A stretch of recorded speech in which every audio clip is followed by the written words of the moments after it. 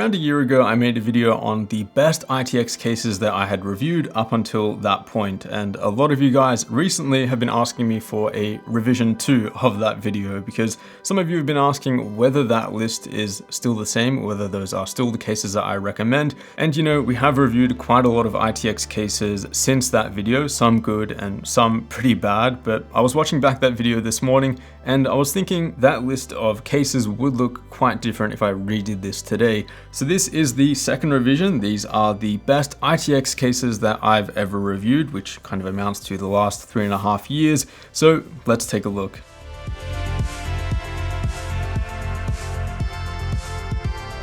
Now, just to reiterate what we're after here when it comes to a solid small form factor case, firstly, it has to be under 20 liters in total volume, and the use of that volume needs to be considered as well. This is probably my favorite point of discussion when it comes to ITX cases, how to efficiently stack and lay out that hardware from a space optimization point of view, but also to consider how that hardware is cooled effectively. Build quality is also something that I'm fairly picky about. I will point out if cases have used cheap materials or have design inconsistencies. And probably the most vocal point of discussion of that last video was that some of the cases on the list were almost impossible to buy, which is a completely valid point. So if a case that I recommend here in this list is very difficult to buy or impossible, like this one is here, I will make sure to note that. And this brings us to our first category, which is the most compact ITX case.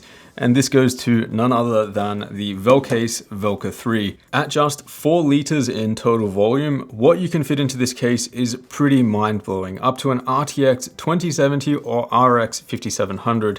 That makes it the smallest case in the world to accommodate a discrete graphics card, and it's crazy to think what kind of gaming performance you can get from something this tiny. I will note that it does use a Flex ATX power supply, and generally power supplies of that form factor do not have quiet fans. That was my experience at least, but there are some quieter, more efficient models on the market, although they are a bit more pricey. The model that you see here seems to be discontinued, and it looks like there'll be an updated revision coming in July this year. There is also an extremely similar case on AliExpress called the K39, which seems to have identical hardware compatibility and possibly even a better build quality at a lower price. However, I did order one around 2 months ago and still haven't received it. Last year's winner was this guy right here, the NFC Skyreach 4 Mini, and as you can see, it is still extremely compact, although not as compact as the Velca 3. And the reason that the Velca 3 beats it this year is because to put an RTX 2070 or 5700 ITX card in the Skyreach 4 Mini, it's just a bit more difficult, it's a bit trickier. With the Velca 3 on the other hand, all you need is basically a really good Flex ATX power supply, and you won't have any issues with hardware compatibility or with powering the entire system. Next, let's take a look at the best performance ITX case, and one case that really comes to mind here is one that absolutely dominated the GPU thermals and noise levels when I tested it, and that's the Sliger SM580. This case offers the best GPU cooling setup that I've seen from any ITX case, and I'm confident that it's better than the majority of high airflow mid towers out there as well. You can fit 3-slot graphics cards up to 328mm long, which will allow for some of the biggest cards on the market. Important to note if you're planning on running a 2080 Super or 2080 Ti. If you're using GPUs below that amount of power, say 2070 Super or 5700 XT and below, you can confidently run those cards in pretty much all of the next few cases that we're going to look at. But specifically, if you want to run a 2080 Ti or 2080 Super without dialing back that voltage, the SM580 is definitely my first suggestion. You can also fit a 280mm radiator at the top, which I'd recommend for the CPU, and that will handle any desktop processor that will fit into this case. Now, obviously, if you're prepared to do a custom loop in the N case or the Ghost S1 or the T1, then it's kind of goes without saying that the best performance case changes depending on what your configuration is. But for most of you who are just going to be air cooling and allocating your budget to a big air-cooled GPU, you really can't beat the SM580 based off of GPU thermal and noise performance. Next up, we have the best budget ITX case that I've personally ever reviewed, and the decision here is pretty easy. It's the Silverstone SG13. It's this microwave looking thing, and yes, it's plastic and steel, but what you're getting here for $60 US is really kind of unbeatable. You're getting an 11.5 liter case, which I personally could probably use as my video editing and gaming machine if I really had to. You can install 2 slot graphics cards up to 270 mils long, which means that all RTX Founders Edition cards will fit, and there's also room for a 120 mil all-in-one liquid cooler at the front. Airflow and ventilation is also relatively good, just make sure you get the model with the mesh front panel, and I guess the only downside is that build quality, which is just steel and plastic, but structurally it is decent, and that's a very hard thing to complain about at this price point. Next up, we have the best designed ITX case, and this one goes to the T1. Again, another pretty easy choice that was made over the last year, and this one is a bit heavier because it is housing my main gaming and editing machine and has been for the last 4 months. Simply put, the build quality on this case is simply unmatched. It's almost entirely CNC'd aluminium, and it really doesn't get more premium than this. Not only that, but the space optimization and the layout design of the T1 is one of the best that I've ever seen. In just a 10 liter volume, I've got a 240mm custom loop cooling a 9900 KS and an RTX 2080 Ti, and with an undervolt on that GPU, this build runs near silent. It's probably the first build that I've done for personal use where I've finished it and not had that itch to go and change something or try something new, and instead just be completely satisfied. One of my favorite parts about the T1 though is the fact that it can be configured in either a 2-slot or 3-slot graphics card mode, which also adjusts CPU cooler clearance. You can also install a 120mm AIO in both of those configurations, which will allow you to run a decently powerful CPU as well. Unfortunately though, this case is pretty much near impossible to purchase, and just know that in the future, if that does kind of get resolved, whether the shipping issues or production issues kind of get resolved,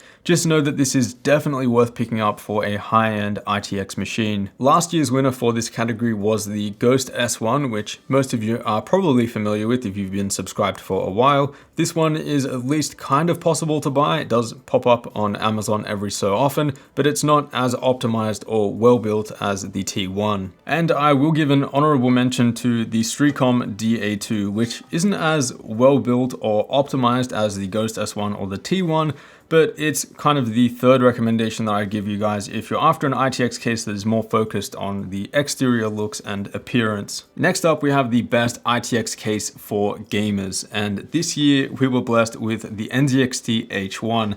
So if you're a gamer and you just want an ITX case that's compact and you want to get it up and running fast and easy, this is definitely what I would recommend.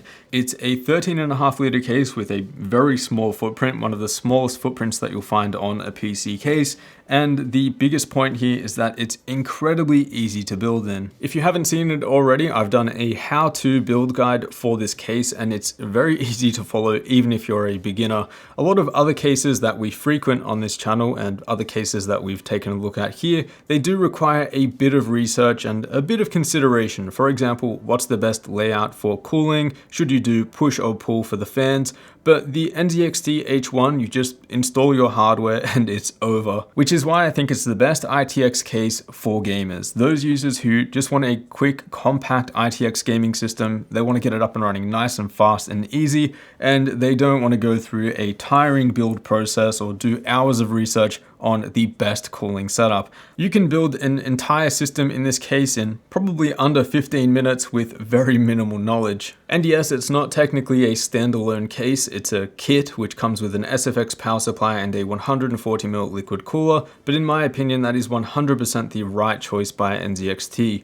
By the way, I've done a full custom loop in this case, which was pretty difficult but can definitely be done. I'll leave a link to that down below. Now, if you are just looking for an ITX gaming system, but you are prepared to do a bit more research on the best hardware configuration for your budget and kind of the best cooling setup, you can go a bit smaller, which is where I would recommend the Dan A4 SFX. This is 7.2 liters versus 13.5 liters, and you can kind of get very similar performance between the two. This also has the benefit of being a lot more portable than the NZXT H1 if that's something that you require, and seeing as gaming systems these days don't require a ton of CPU power and cooling, I feel like the Dan A4 is the most space optimized case for gamers and is a runner-up to the NZXT H1. And lastly, for the best overall ITX case that you can currently buy, that means the best balance of all of the previous categories that I mentioned, it is the NCase M1 V6, which is probably honestly no surprise to most of you, seeing as the NCase M1 V5 won the same best overall category last year,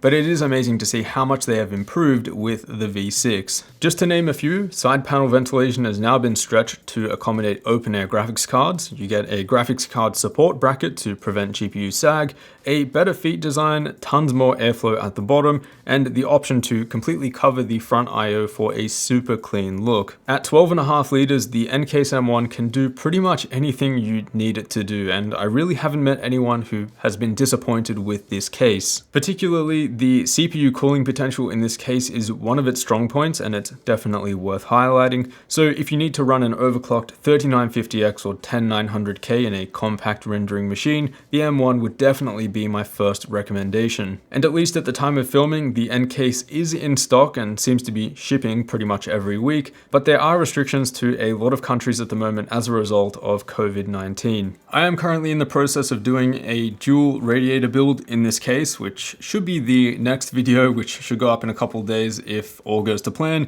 But this just highlights one of the biggest strong points of the NCase M1. It's kind of the most flexible ITX case that you can currently buy as well. You can configure this for, balls to the wall custom loop, which I'm about to kind of do, or you can configure it around air cooling with tons of heatsink. You can do one around storage. So in terms of flexibility and the amount of potential that you can possibly get from this case, I consider it pretty much unbeatable. So those are the best ITX cases that I've reviewed up until this point. And if you're interested in any of them, I will leave links to all of the ones that are available down below, and also their reviews and relevant builds.